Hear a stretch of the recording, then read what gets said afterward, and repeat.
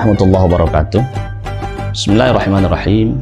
Sahabat Kalam Ramadan, di episode sebelumnya kita membahas tentang mata yang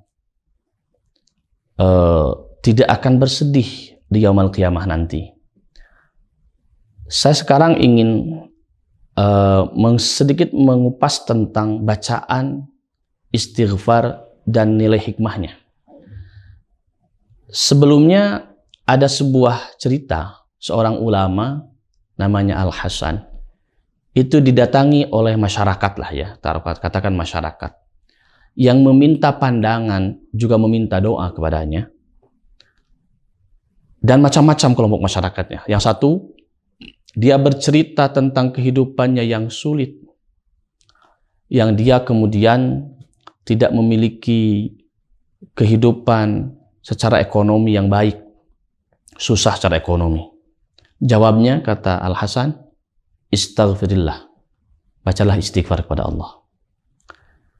Kemudian yang kedua, ada kelompok masyarakat yang mengeluhkan kehidupannya itu kehidupan internal keluarga. Dia sudah mandul, ya katakanlah istrinya itu belum hamil.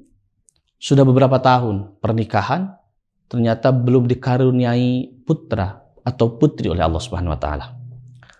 Jawabnya sama, istaghfirillah.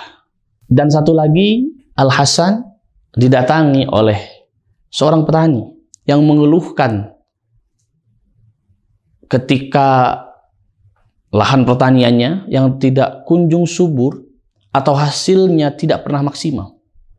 Jawabannya tetap sama, istaghfirillah. Lalu ada sahabatnya yang mendengar jawaban-jawaban dari Al-Hasan tersebut. Akhirnya memberanikan diri untuk bertanya. Kalau bahasa kita kiai, kenapa jawaban dari 3 permasalahan ini kok sama? Diharuskan orang tersebut membaca istighfar. Si ibu yang kesulitan hidup tadi, dijawabnya, bacalah istighfar. Yang kedua, si ibu yang mengeluhkan tidak diberikan segera momongan, jawabannya istaghfirillah. Dan yang terakhir, petani yang mengeluhkan pertaniannya, lahannya yang tidak kunjung subur, ataupun sekalinya bisa tumbuh dan memanen, hasilnya tidak maksimal. Jawabannya istaghfirillah. Lalu beliau membacakan ayat faqul tustaghfiru rabbakum innahu kana ghaffara yursilis sama alaikum midrara wa yumdidukum bi amwali wa banin. Bahwa ternyata istighfar ini adalah merupakan solusi bagi seluruh kehidupan manusia. Dengan kita membacakan istighfar itu, maka akan Allah turunkan air hujan yang akan bisa menyuburkan terhadap tanah pertaniannya.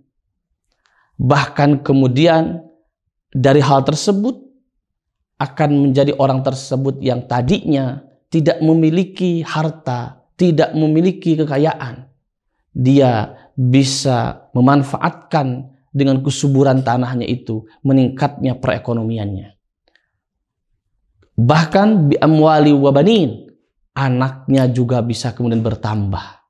Nah, jadi ternyata solusi satu bisa menyelesaikan 1000 permasalahan. Di dalam hadis Rasulullah SAW, man lazimal istighfar, ja'alallahu lahu min kulli dhiqin makhraja, wa min kulli hammin faraja, wa yarzuqhu min haitsu la yahtasib. Barang siapa orang yang mendawamkan bacaan istighfar setiap harinya, seraya dia bermunajat kepada Allah bahwa ini adalah bentuk pengakuan atas kesalahan dan dosa-dosanya, maka Allah akan memberikan hikmah yang luar biasa dengan bacaan tersebut, berupa kalau dia punya dia memiliki susah dalam hidupnya, Allah berikan solusinya. Kalau dia kemudian sempit hidupnya, akan berikan kelapangan dalam kemudian hidupnya. Dan Allah akan berikan rizki yang tidak dia perkirakan.